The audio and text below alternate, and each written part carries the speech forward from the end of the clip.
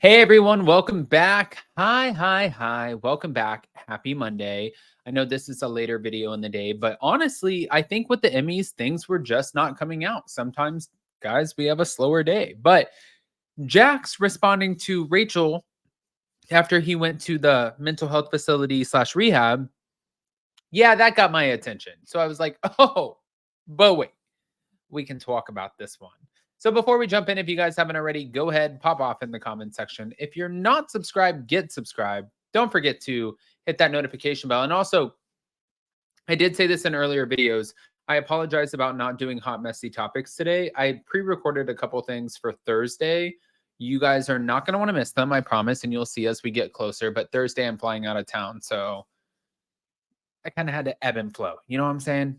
Let's go.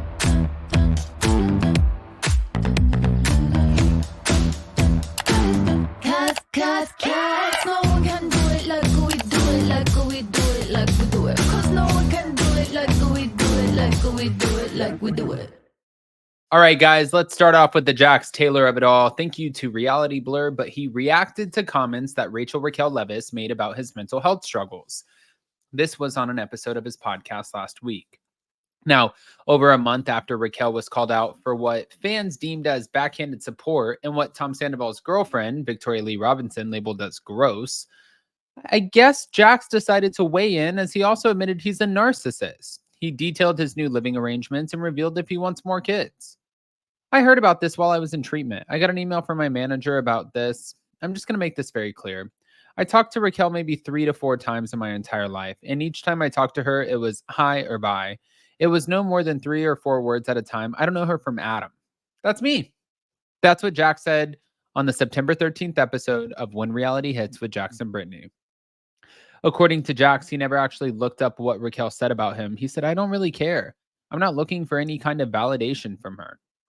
Now, as Vanderpump Rules fans may have seen, Raquel said that she supported Jax's decision to seek treatment and hoped that he'd be met with a better reaction than she got when she entered treatment following her affair with Tom. Many felt this comment was her way of making the situation about herself. I honestly wish her the best, and that's basically all. I don't know her. I don't really know what she's going through right now. I don't research what she does, research her podcast or listen to her podcast or listen to anything she says, to be honest. And that's not just a dig at her. It's just I have other things to do in my life. But throughout the podcast episode, Jax answered questions from his audience members, one of whom asked if he believed he was a narcissist. He said, I'm going to be honest with this. Yes, I do agree. I've literally have just learned probably 5 new terms that I've never heard before that I do. And I'm probably going to get in trouble for saying this, but I do all of them. I've done them all for years and I had no idea. I am a narcissist. Yes, I love bomb. Sure. Gaslighting. I'm missing some, but I do all of these things. I had no idea that there were terms for these things. And I was like, Jesus, I look up the definition for all of the new terms and I'm like, oh my God, I do that. I do that too.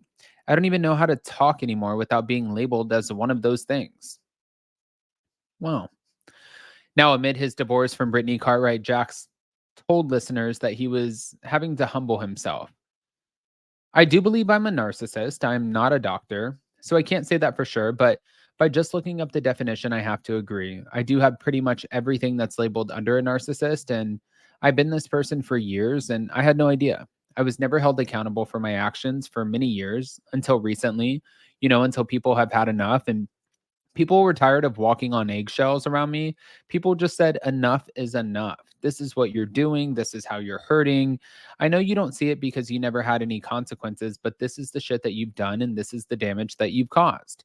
And these are the things that you're doing. Again, I know it's late in life to learn all of these things about yourself, but I guess it's better late than never. But Jax then confirmed that he finally moved out of the $1.9 million mansion that he once shared with Brittany. And he said, about 2 weeks ago, I got myself a townhouse. Everyone keeps asking, do I live with Tom Schwartz? I do not live with Tom Schwartz. He has a townhouse that is next to mine, but they are completely separate. And we have our own building. We do not live together, but I did move out.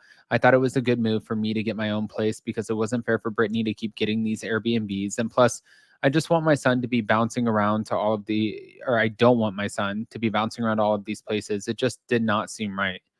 And after describing his new home as absolutely beautiful, brand new, very secure, and super safe for Cruz, he did admit it was nice having Tom Schwartz close by. He's my best friend at the end of the day. And if I need help with something, if I need help with Cruz, he's right there. I know everyone's thinking, oh my gosh, they're just going to get crazy and party. And that's not true. We're all older now.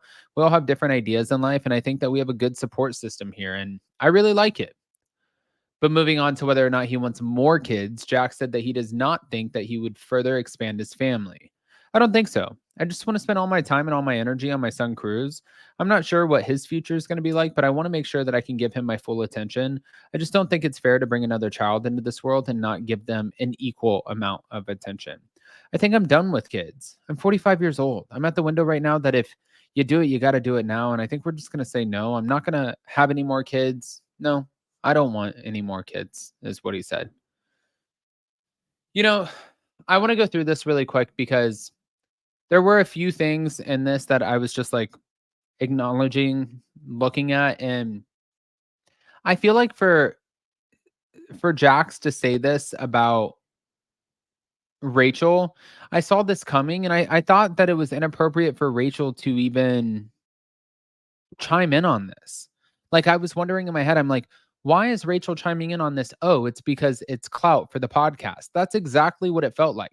It didn't feel like it was organic. It didn't feel like she was trying to, really be there for Jax. And I don't know many people who would really want to be there for Jax at this point.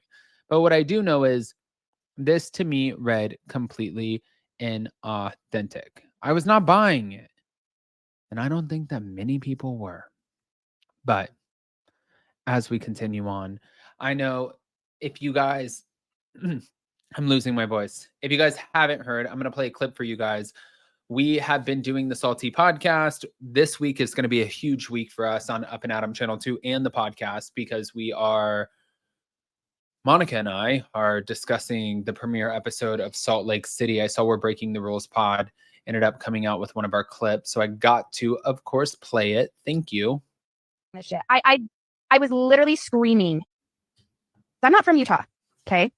I've always been told that there is this kind of thing with the LDS Mormon church goers, particularly in Provo or around that area where it's like, they'll be doing all this stuff behind closed doors. Oral is moral, soaking, all these things. But if you are seen drinking or anything like that, it's like, how dare you? It's like, oh my gosh, they drink. And it's just like this huge uproar. But meanwhile, they're all like fucking each other, right?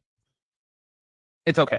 Do you see what I'm saying? Yeah, the hypocrisy. Where it's like, yes, it's infuriating. It's like, oh, you are going to hell and you're a piece of shit because you have a glass of wine or you drink beer or you're drinking flask out of a flask. You're disgusting.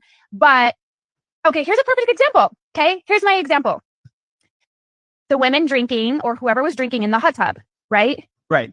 And as a result of that, they were uninvited to the baby blessing. But you have Whitney and her husband there who are posting TikToks of pubes and dicks, golf balls shooting out of their vajayjays. Wait, can we just play that? Tinder and allegedly Grindr, but they're worthy. They're worthy to go. I was so triggered watching this shit. I was. Well, trust me, that was a fun to sit through, you guys. So definitely go listen anywhere you get your podcast to go to Up and Adam, anywhere you get your podcast. And then you can go to the Salty podcast. I believe that was episode 6. We have episode 7 coming this week and 8. So just keep an eye out.